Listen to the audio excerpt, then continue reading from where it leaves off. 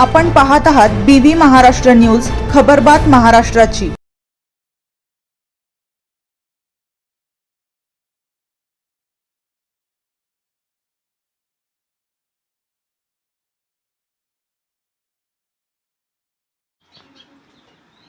जिल्हा ग्राहक संरक्षण परिषद समितीची बैठक संपन्न।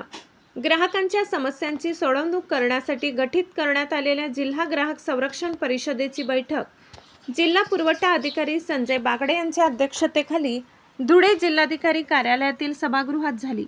या बैठकीस महाराष्ट्र राज्य विद्युत वितरण कंपनीचे कार्यकारी अभियंता जितेंद्र महाजन, सहाय्यक जिल्हा पुरवठा अधिकारी अर्चना भगत, पोलीस उपनिरीक्षक चंद्रकांत खोडे, अशासकीय सदस्य सूरज देसले, जयश्री शहा, प्रशांत पाकडे, जितेंद्र मेखे, प्राध्यापक चंद्रकांत डागा, राजेंद्र भंडारी, राकेश मोरे, डॉक्टर श्रीराम महाजन, जगदीश बोरशे, डॉक्टर अरुण कुमार छाजेड, प्रभा परदेशी, प्रवीण पाटील आदी उपस्थित होते।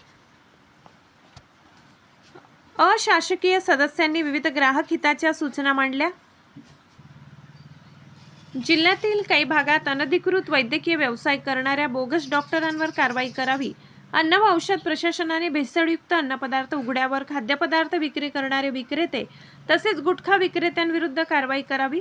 मुख्यमंत्री सौर कृषी पंप योजनेतील नामंजूर अर्जदारांचे पैसे परत करावे। महावितरणने स्मार्ट मीटर बाबत प्राप्त तक्रारींचे निवारण करून नागरिकांना सविस्तर माहिती द्यावी।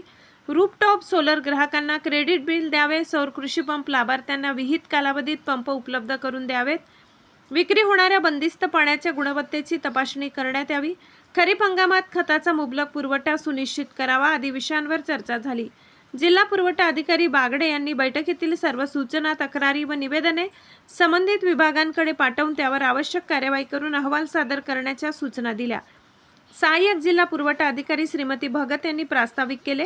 BV न्यूज महाराष्ट्रासाठी विभागीय संपादक कैलास भदाने।